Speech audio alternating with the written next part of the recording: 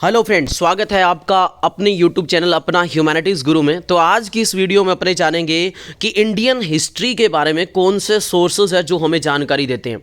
आपको मैं इतना एश्योर करवाता हूँ, इतना भरोसा दिलवाता हूँ कि जब आप ये वीडियो कंप्लीट देख लोगे आपको कोई और वीडियो देखने की नीड नहीं पड़ेगी। चाहे आप किसी भी यूनिवर्सिटी से बिलोंग करते हो, जहाँ पर ये टॉपिक लग रहा है कि आपको इंडियन हिस्ट्री के बारे में कौन से सोर्सेज इन्फॉर्मेशन देते हैं, तो आपको वहाँ पर आपका टॉपिक कवर होगा। तो शुरू करते हैं बिना टाइम गवाए हुए आज की अपनी वीडियो। सबसे पहले जानते हैं कि जो टाइप्स है इंडियन हिस्ट्री के बारे में जानकारी देने वाले सोर्सेज के, वो कौन कौन से हैं। तो एक तो है आर्कियोलॉजिकल सोर्स, इसके अलावा लिटरेरी सोर्स और फॉरेन अकाउंट। ये तीन टाइप्स के सोर्सेज होते हैं जो हमें इंडियन हिस्ट्री के बारे में जानकारी देते हैं। अब आर्कियोलॉजिकल सोर्स में किन को इंक्लूड करते हैं और आर्कियोलॉजिकल सोर्स का मतलब क्या होता है। तो आर्कियोलॉजिकल सोर्स है वो कहते हैं दो वर्ड्स के कॉम्बिनेशन से मिला है। एक वर्ड है आर्कियोस और दूसरा है लोगिया। आर्कियोस का मतलब होता है यहाँ पे एंशिएंट और लोगिया का मतलब होता है नॉलेज। यानी कि आर्कियोलॉजिकल सोर्स वो हो गए जो हमें एंशिएंट यानी कि पुरानी हिस्ट्री के बारे में नॉलेज देते हैं, जानकारी देते हैं। तो अब इसमें आर्कियोलॉजिकल सोर्स में अपने किन चीज़ों को इंक्लूड करते हैं, तो करते हैं हम इंस्क्रिप्शन को करते हैं, क्वाइंस को करते हैं, सील्स को करते हैं, पोट्रीज को करते हैं, मॉन्यूमेंट्स को करते हैं, गुफाएं होगी, केव्स को करते हैं, स्कल्पचर हो गए, इन सब को इंक्लूड करते हैं। अब जानते हैं कि जो क्वाइन की स्टडी है उसको क्या कहते हैं, न्यूमिस्टिमैटिक्स कहते हैं। तो यानी कि जो बच्चा कंपटीशन की तैयारी कर रहा है, कोई मेरा भाई बहन, और वो इस वीडियो को देख रहा है, तो भी उसे काफ़ी हेल्प मिलेगी, काफ़ी उसे कीवर्ड समझ में आएंगे, काफ़ी राइटर के बारे में जानेगा कि कौन सी बुक किसने लिखी। ये भी जानकारी मिलेगी कि कौन सी बिल्डिंग कहाँ पर मिल रही है, कौन सी चीज़ कहाँ पर लिखी हुई मिली है, कौन से इंस्क्रिप्शन कहाँ पर मिले, तो काफ़ी कुछ जानकारी मिलेगी। तो क्वाइंस की स्टडी को क्या कहते हैं, न्यूमिस्टिमैटिक्स कहते हैं, और इंस्क्रिप्शन की स्टडी को एपिग्राफी कहते हैं। ठीक है, अभी आगे चलते हैं। अब इंस्क्रिप्शन के बारे में जानकारी ले लेते हैं कि कौन कौन से इंस्क्रिप्शन है इंपॉर्टेंट जो हमें इंडिया की हिस्ट्री के बारे में जानकारी देते हैं।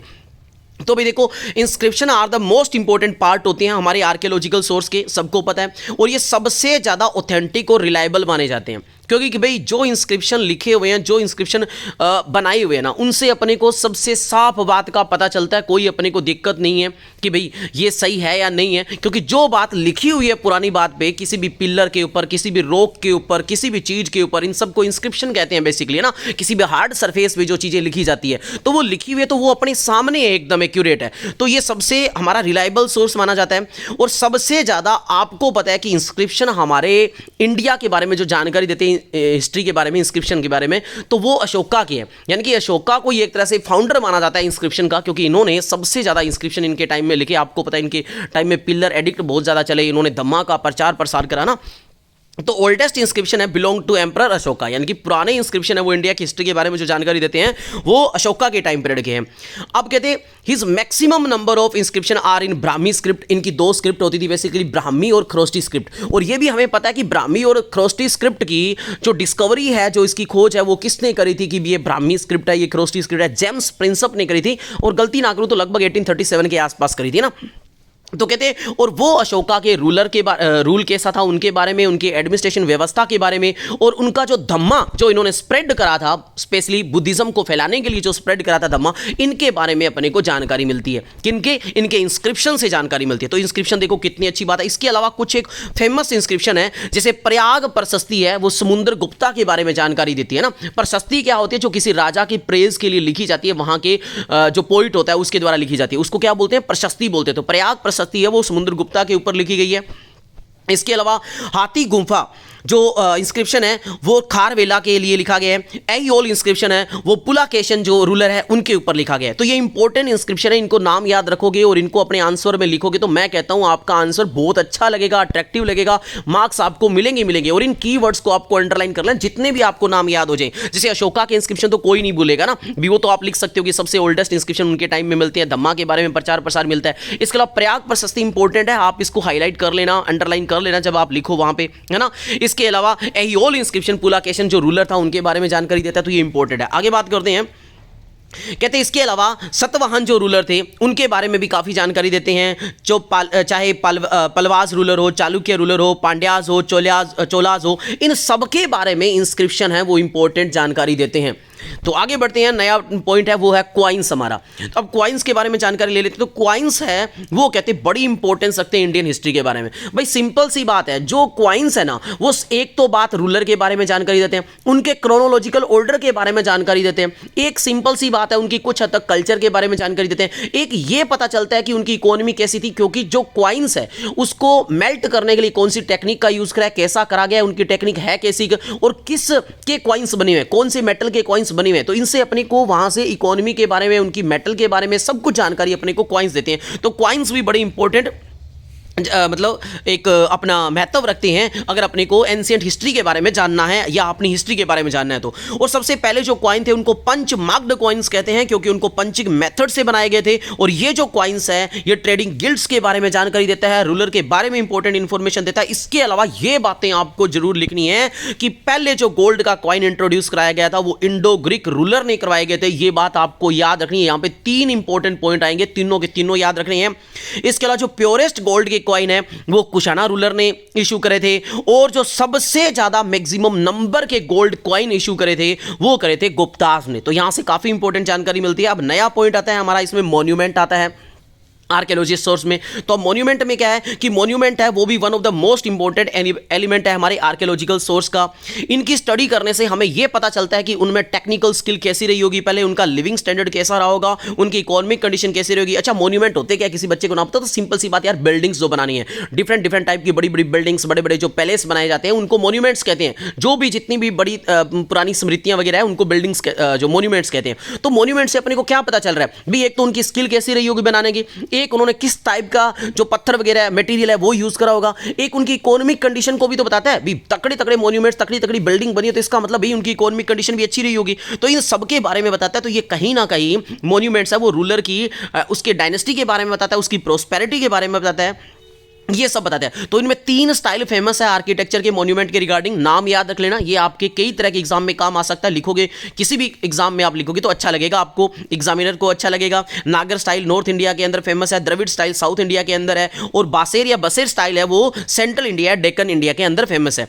इसके अलावा पोर्ट्रीज है वो भी अपना इंपॉर्टेंट रोल प्लेस करती है। आपको पता है, आपने हड़प्पास के अंदर पोर्ट्रीज के बारे में पढ़ा होगा, इंडस वैली सिविलाइजेशन के अंदर पढ़ा होगा, डिफरेंट टाइप की जो पोर्ट्रीज मिलती है ना, ठीक है, काले रंग की पोर्ट्रीज होती है, कुछ काले और लाल रंग की मिक्स सब टाइप की पोर्ट्रीज बनाई जाती है, उनमें तरह तरह के डिजाइन करे जाते हैं। तो वो भी अपना एक इंपॉर्टेंट इंफॉर्मेशन देते हैं अपने को किसी सिविलाइजेशन के बारे में और उसकी जानकारी की बारे में। आगे बढ़ते हैं, स्कल्पचर है, स्कल्पचर भी कहते हैं इंपॉर्टेंट रोल प्ले करते हैं।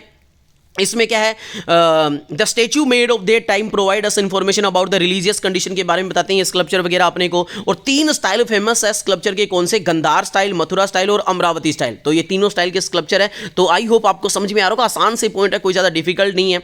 फिर भी कोई लग रहा हो तो आप मेरे से क्वेश्चन भी कर सकते हो ना। आगे बात करते हैं अपने पेंटिंग्स के बारे में जानकारी देते हैं। तो भाई पेंटिंग्स तो एक इंपॉर्टेंट प्ले ये भी रखते हैं। कैसे भाई, पेंटिंग्स जो बनाई गई है ना, सिंपल सी बात है, किसी भी चीज की मान लो पेंटिंग बनाई गई है, उस पेंटिंग पे मान लो किसी जानवर की फोटो है ना, तो अपने को यह पता चलता है कि उस टाइम के जो लोग थे ना, उस टाइम पीरियड में कौन से एनिमल होते होंगे, कौन से एनिमल से वो जानकारी रखते होंगे, उनको कौन से एनिमल के बारे में जानकारी होगी, और साथ ही साथ में वो नेचुरल लवर कितने थे जब वो प्लांट के डिफरेंट की फोटो बनाते हैं, किसी एनिमल्स की बनाते हैं, डिपिक्ट करते हैं उनको। तो सिंपल सी बात है, ये भी अपने को इंफॉर्मेशन मिलती है कि उस टाइम में एक तो एनिमल थे कैसे, उनको नॉलेज किनकी थी, और वो कितने नेचुरल लवर थे, इन सबके बारे में अपने को जानकारी देती है। और उस टाइम की कंडीशन कैसी थी, कैसी वेजिटेशन वहां पे होती थी, इन सबकी सर्कमस्टेंसेस की जानकारी अपने को क्या देती है, पेंटिंग्स देती है। तो पेंटिंग्स का अपना एक इंपॉर्टेंट रोल है ना। आगे बात करते हैं, लिटरेरी सोर्स की बात कर देते हैं। तो अब आता है अपना दूसरा नंबर का लिटरेरी सोर्स। अब लिटरेरी सोर्स में 2 तरह के सोर्स होते हैं भी। एक तो होते हैं रिलीजियस सोर्स, यानी कि जो धर्म के ऊपर है, चाहे हिंदू के लिखे हुए, चाहे बुद्धिज्म के, चाहे जैनिज्म के, ना, वो होते हैं लिटरेरी सोर्स में रिलीजियस वाले। और नॉन रिलीजियस वो होते हैं जो किसी धर्म के नहीं होते, पर्टिकुलर एक राजा के या किसी ट्रेवलर के लिखे होते हैं, और पर्टिकुलर उस टाइम की सोसाइटी के बारे में, पॉलिटिकल कंडीशन के बारे में, इकोनॉमिक कंडीशन के बारे में बताते हैं कि वहां की कंडीशन कैसी रही होगी ना, तो उनके बारे में जानकारी देते हैं। तो अब पढ़ लेते हैं रिलीजियस सोर्स में कौन कौन से आते हैं। तो वैदिक आते हैं, 4 वेदास सबको पता है, एपिक्स आते हैं, पुराणास आते हैं, स्मृति टेक्स्ट आते हैं, बुद्धिस्ट टेक्स्ट और जैनिज्म के टेक्स्ट आते हैं ना। और नॉन रिलीजियस में कौन से आते हैं, तो अर्थशास्त्र को कौन नहीं जानता, जो कि कौटिल्य के द्वारा लिखा गया था, रासतरंगिनी कलहन के द्वारा लिखा गया था, नीति सारा कमन डाका के द्वारा लिखा गया था, और महाभाष्य पतंजलि के द्वारा लिखा गया था, और ऐसे ही मुद्रा राक्षस विशाखा दत्ता के द्वारा लिखे थे। तो ऐसे बहुत सारे और सोर्स है जो किसी धर्म के लिए नहीं है, लेकिन पर्टिकुलर एक विद्वान के द्वारा लिखे गए हैं, जो किसी भी एक पर्टिकुलर सोसाइटी से बिलोंग करते तो उनकी सोसाइटी के बारे में, उनकी इकोनॉमिक कंडीशन के बारे में उन्होंने लिखा हुआ है।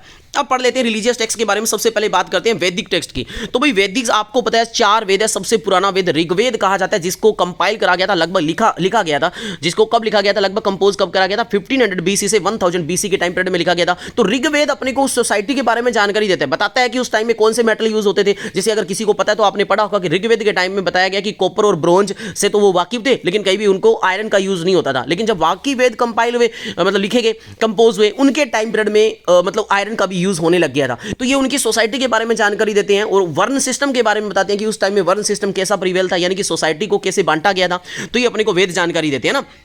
इसके अलावा सूत्राज है। सूत्राज अपने को क्या जानकारी देते हैं कि अदर वैदिक टेक्स्ट है, they arrived an era of sutras, these were called sutra because the word or hymn were placed beautifully like pearls in the thread. कहते सूत्राज इनको इसलिए कहा गया है क्योंकि ये हाइम्स जो थे, मंत्र जो थे, भजन जो थे, वो कहते इस तरह से पिरोए गए हैं, इस तरह से जैसे कोई एक धागे के अंदर मोती को पिरोया गया हो। और ये कहते सूत्राज है, वो भी आपको वैदिक पीरियड के बारे में अच्छी खासी इंफॉर्मेशन देते हैं। इसके अलावा बाद में स्मृति टेक्स्ट होते थे। स्मृति टेक्स्ट में सबसे पुराना टेक्स्ट कौन सा है, मनुस्मृति कहा जाता है, जिसको लगभग बताया जाता है कि जिसको लिखा गया था, फॉर्म किया गया था 200 बीसी से लेकर 200 एडी के टाइम पीरियड में।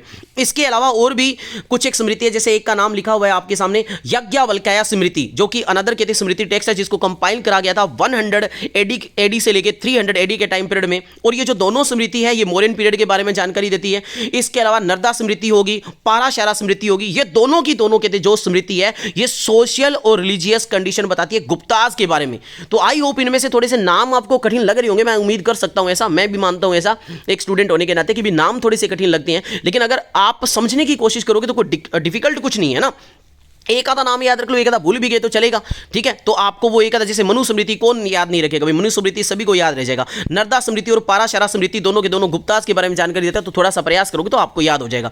आगे बात करते हैं पुराणाज कौन से होते हैं। तो 18 पुराण है हमारे बांटे हुए, और ये 18 पुराण है, ये हमें क्या जानकारी देते हैं भी, डिफरेंट टाइप की सोशल, डिफरेंट टाइप की इकोनॉमिक कंडीशन, डिफरेंट टाइप के जो मेथड है वर्शिप्स के, उनके बारे में, रिचुअल्स के बारे में, इनके बारे में जानकारी देते हैं। तो इन 18 के अगर नाम याद है तो अच्छी बात है, नहीं तो कुछ के नाम याद है वो आप लिख सकते हो अपने एग्जाम में, जैसे अग्नि पुराण हो गया, ब्रह्मा हो गया, ठीक है, कर्मा पुराण हो गया, मर्कंडेय पुराण हो गया, नारद पुराण हो गया, शिवा पुराण हो गया, ठीक है, गरुड़ पुराण हो गया, लिंगा पुराण हो गया। तो ये कुछ एक मत्स्य पुराण हो गया, ये कुछ एक पुराण के नाम आप लिख सकते हो 18 में से। आगे बात करते हैं एपिक्स। एपिक्स कौन से हैं भी, महाभारत और रामायण दो बड़े एपिक्स माने जाते हैं जो लिखे गए हैं, जो उस टाइम की इंडिया की बढ़िया हिस्ट्री के बारे में जानकारी देते हैं कि भाई वहां पे किस तरह से धार्मिक सिस्टम रहा होगा, कैसे लोग रहे होंगे, कौरव पांडव कैसे उनके बीच में लड़ाई थी, कैसे उनका परिवार बंटा था, वो महाभारत के बारे में जानकारी देता है।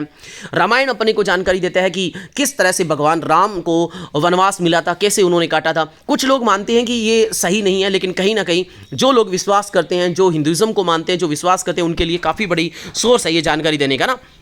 तो आप इनको आंखों से निकाल सकते हो। और आपको पता है महाभारत वो जो सेकंड एपिक था, वो कंपाइल्ड बाय वेद व्यास के द्वारा कंपाइल करा गया, और रामायण था वो वाल्मीकि जी के द्वारा कंपाइल करा गया। और इंडिया की एंशिएंट हिस्ट्री के बारे में बड़ी जानकारी देते हैं ये। आगे बात करते हैं बुद्धिस्ट लिटरेचर के बारे में। तो आपको पता है बुद्धिज्म वैसे स्प्रेड सबसे ज़्यादा जो एक तरह से फ्लोरिश हुआ था वो अशोका के टाइम पीरियड में हुआ था, और सब जान ही गए ऊपर की अशोका के टाइम पीरियड में उन्होंने काफ़ी सारे पिलर्स, इंस्क्रिप्शन वगैरह बनाए थे, उनको उनके बुद्धिज्म के आइडियाज़ को फैलाने के लिए, अपने आइडियाज़ को फैलाने के लिए धम्मास को फैलाया था महामाताज के थ्रू, है ना। ये बात अपने जानते हैं। तो बुद्धिज्म के इसके अलावा लिटरेचर कौन कौन से जो अपने को जानकारी देते हैं, वो तो इंस्क्रिप्शन में आ गए। अब लिटरेचर कौन कौन से जो जानकारी देते हैं, तो सबसे पुरानी इनकी जो पिटाकास है वो सबसे पुरानी इनके बुद्धिस्ट टेक्स्ट माना जाता है। और इन पिटाकास को 3 टाइप में बांटा गया है, सूत पिटाकास, विनय पिटाकास और अभिधम पिटाकास। ये तीनों के तीनों कहते जो भगवान बुद्ध है इनके, उनके बारे में, उनके ज्ञान के बारे में, उनके फॉलोवर के बारे में सारी जानकारी देता है। तो उसमें सूत पिटाका क्या बताता है, सूत पिटाका जो इनकी रिलीजियस आइडियोलॉजी है, जो भगवान बुद्धा के द्वारा कही गई है, इनके बारे में बताता है। विनय पिटाका क्या कहता है कि उनके जो लॉज बनाए गए हैं, जो इनके संघ जो बनाए जाते हैं, बुद्धिज्म के लॉज जो बनाए गए, उनके बारे में बताता है। और जो अभिधम पिटाकास है वो इनके फिलोसफी को बताता है। तो ये तीनों पिटाकास है। इसके अलावा जटाका की जो कथा है, जटाका की जो कथा है वो भी काफी फेमस है, वो भी बुद्धिज्म के बारे में जानकारी देती है अपने को। इसके अलावा नीचे एक बुक का नाम लिखा है जिसका नाम है आर्या मंजू श्री मुलकल्पा, ऐसा कुछ करके प्रोनाउंसिएशन इसका थोड़ा चेक कर लेना। ये भी कहते हैं एक इंपॉर्टेंट बुद्धिस्ट टेक्स्ट है जो कि गुप्ता अंपायर के बारे में जानकारी देता है। देता है। इसके अलावा एक और लिखा है अंगुतरनिकाया, ये भी कहते हैं एक बुद्धिस्ट टेक्स्ट है जो कि 16 महाजनपदास के नाम के बारे में, उनके बारे में जानकारी देता है। तो कहीं ना कहीं इनका थोड़ा सा प्रोनाउंसिएशन मैं भी मानता हूं कि डिफिकल्ट है कुछ चीज़ों के, लेकिन बाकी चीज़ें आसान है। आप प्रयास करोगे तो आपको समझ में भी आएगा, याद भी होंगे। आगे बढ़ते हैं। उसके अलावा जैन टेक्स्ट कौन कौन से हैं? तो जैन टेक्स्ट है उनमें से कैसे फेमस जो माना जाता है आगमा टेक्स्ट माने जाते हैं, जो मेन जैन के टेक्स्ट है। उसी का एक है आचरण गस्तूरा, जो कि आगमा जो इनका टेक्स्ट है इसी का पार्ट है, जिसमें कैसे महावीर भगवान की जो टीचिंग्स है उनको कंपाइल करा गया, उनको लिखा गया, उनके बारे में बताया गया।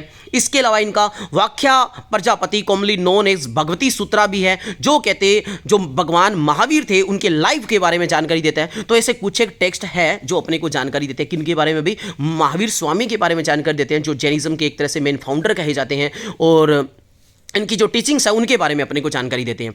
इसके अलावा भगवत जो सूत्रा है वो किसके बारे में जानकारी देता है? जो 16 महाजनपदास हुए थे उस टाइम के, उनके बारे में अपने को जानकारी देते हैं। ठीक है। इसके अलावा एक और लिखा है, ये नाम इसका दिया है भाद्राबा, ये भाई कुछ नाम देख लेना, भाद्रा बाहु चरिता। हाँ, भाद्रा बाहु चरिता जो कुछ करके लिखा हुआ है, ये जैन आचार्य भाद्रा बाहु के बारे में जानकारी देता है, जो कि चंद्रगुप्त मौर्य के बारे में लिखा हुआ है। उन्होंने चंद्रगुप्त मौर्य के बारे में, उनके बारे में जो सारी जानकारी देते हैं। तो ये कुछ एक जैनिज्म टेक्स्ट है। आपको जितने भी याद रख सके, जैसे सबसे इंपॉर्टेंट इनका आगमा या अगमा टेक्स्ट कहा जाता है, इसको आपको याद करना जरूरी है। इसके अलावा जो भी आपको, जैसे ये नाम आसान है, आपको भगवत सूत्रा आप याद कर सकते हो, जो 16 महाजनपदास के बारे में जानकारी देता है। वाक्या प्रजापति जो कि कॉमनली भगवता सूत्रा के नाम से जानता है, वो महावीर जो स्वामी है उनकी टीचिंग्स के बारे में बताता है। तो ये भी आप याद रख सकते हो। लॉर्ड जो महावीर है उनकी टीचिंग्स के बारे में बताता है। तो ये बातें आप याद रख सकते हो। कुछ नाम जो आपको डिफिकल्ट लगते हैं उनको सिर्फ प्रयास करने से ही याद होंगे। मेरे को प्रोनाउंस करने में कई नाम में दिक्कत होती है, लेकिन मेरा तो याद करने का ऐसा होता है कि मैं उसको तोड़ के और उसको लिंक करके किसी चीज़ से मैं याद करने का प्रयास करता हूँ। आपका अपना मेथड देख सकते हो, जैसे भी आपको याद रहे आप याद कर सकते हो। जरूरी नहीं है कि सारे नाम आप याद करो। अगर आप यूनिवर्सिटी से किसी से बिलोंग करते हो, DU से करो, MGSU से करो, आपको अगर ग्रेजुएशन के पेपर देने तो कोई जरूरी नहीं है। लेकिन अगर आप कॉम्पिटिटिव एग्जाम में बैठ रहे हो ना, तो फिर ये नाम आपको थोड़े से रट्टे मारने पड़ेंगे ना, जरूरी है। अब वो जैसा भी आपका मेथड हो आप याद कर सकते हो। आगे बढ़ते हैं। इसके अलावा नॉन रिलीजियस टेक्स्ट कौन से हैं जो अपने को जानकारी देते हैं उस टाइम के, मतलब किसी धर्म के ऊपर नहीं है। तो इनमें सबसे इंपॉर्टेंट माना जाता है अष्टाध्यायी, जो कि लिखा गया है पैनिनी के द्वारा। ठीक है। ये अपने को कहते हैं उस टाइम का सबसे पुराना ग्रामर या लिटरेचर है इंडिया की, और ये हमें जानकारी देती है प्री मौर्यन पीरियड के पॉलिटिकल, सोशल, इनकी लाइफ के बारे में। इसके अलावा मुद्रा जो अपना राक्षस है वो विशाखा दत्ता के बारे में लिखा हुआ, जो मौर्यन पीरियड के बारे में जानकारी देता है। अर्थशास्त्र जो कि कौटिल्य के द्वारा लिखा है, जिनको विष्णुगुप्त भी कहते हैं, चाणक्य भी कहते हैं, और जो कि अपने को, जो इनके पहले फाउंडर थे किसके, मौर्यन अंपायर के जो पहले फाउंडर थे चंद्रगुप्त मौर्य, इनके बारे में सारी जानकारी देती है। किस तरह से राजा को रूल करना चाहिए उनके बारे में सारी जानकारी देती है। इसके अलावा फॉरेन अकाउंट्स भी है डिफरेंट जो अपने को जानकारी देते हैं। फॉरेन अकाउंट में कौन कौन से हैं, चाहे तो चाइनीज जो ट्रेवलर जिन्होंने उस टाइम में विजिट करा था उनके द्वारा लिखा हो, चाहे अरब ट्रेवलर के द्वारा लिखा हो, या ग्रीक या रोमन जो ट्रेवलर आए थे उनके द्वारा लिखा हो। तो उनमें ग्रीक और रोमन राइटर के बारे में पढ़ते हैं तो सबसे फेमस हेरोडोट्स है, जो अपने को जानकारी देते हैं उस टाइम के। ठीक है, इंफॉर्मेशन देते हैं काफी कुछ। इसके अलावा कहते हैं ग्रीक राइटर के वो भी थे जो अलेक्जेंडर के साथ या अलेक्जेंडर के टाइम पे यहां पे आए थे, जिनमें से एक फेमस बुक लिखी गई इंडिका। इंडिका किसके द्वारा लिखी गई है? मैक्सनीज के द्वारा लिखी गई एक फेमस बुक है, जो उस टाइम की हमारी पॉलिटिकल सोशल कंडीशन के बारे में जानकारी देती है ना। तो इसके अलावा और कौन कौन सी चीजें, चाइनीज ट्रेवलर कौन कौन से फेमस है, तो फा हेन करके जो नाम है और हुएन सांग करके जो नाम है, ये दो फेमस चाइनीज ट्रेवलर माने जाते हैं, जो डिफरेंट टाइम पीरियड पे आए। उन्होंने जिस रूलर के टाइम पीरियड में उनके रूलिंग को ऑब्जर्व करा, उनकी पॉलिटिकल इकोनॉमिक कंडीशन को ऑब्जर्व करा और उनके बारे में लिखा। जैसे फा हेन विजिट करा 5th सेंचुरी के बारे में और लगभग 14 साल यहाँ पे बिताए, और उन्होंने कहते हैं बेसिकली बुद्धिज्म के बारे में लिखा, उनकी पॉलिटिकल जो भी कंडीशन थी उनके बारे में लिखा। इसके अलावा जो हुएन सांग थे वो हमारे लगभग यहाँ पे 16 साल तक रहे, और हर्षा जो रूलर थे उनके टाइम पीरियड में आए, और उन्होंने उनकी रिलीजियस कंडीशन क्या थी, पॉलिटिकल कंडीशन क्या थी, उनके बारे में लिखा। इसके अलावा अरब ट्रेवलर भी हैं कई, जो यहाँ पे इंडिया में विजिट करते हैं, इंडिया के बारे में जानकारी रखते हैं, उनके बारे में लिखते हैं, तो वहाँ से भी अपने को जानकारी मिलती है। जिनमें से फेमस एक रूलर है जिनका नाम है सुलेमान। सुलेमान यहाँ पे आए, उन्होंने पलाज जो रूलर थे, प्रतिहाराज जो रूलर थे, गुर्जर जो रूलर थे, उनके बारे में जानकारी दी। इसके अलावा अल मसूदी थे, जो यहाँ पे 2 साल तक रहे, उन्होंने राष्ट्रकूट जो रूलर थे, डायनेस्टी थी, उनके बारे में जानकारी दी। और कौन नहीं जानता अल बिरूनी को, क्लास 12 की हिस्ट्री में उन्होंने पढ़ा होगा। अल बिरूनी जो यहाँ पे आए, उन्होंने किताब उल हिंद बुक लिखी, और यहाँ की जो भी पॉलिटिकल कंडीशन थी, जो भी इकोनॉमिक कंडीशन थी, कैसी बाजार की, मार्केट की कैसी सिटी थी, यहाँ के जो ब्राह्मण टेक्स्ट कैसे थे, क्या कुछ बोला जाता था, उन सब के बारे में इन्होंने लिखा। तो ये सारे सोर्सेज है जो हमें कहीं ना कहीं एंशिएंट हिस्ट्री के बारे में जानकारी देते हैं। आई होप मैंने प्रयास अच्छा किया होगा, आपको अच्छा लगा होगा कि मैंने जो भी इंडियन हिस्ट्री के बारे में जानकारी दी। फिर भी अगर कहीं से मेरे से कोई गलती हुई हो, त्रुटि हो, तो दिल से क्षमा चाहता हूं। मिलते एक नई वीडियो में नए टॉपिक के साथ। जय हिंद, जय भारत।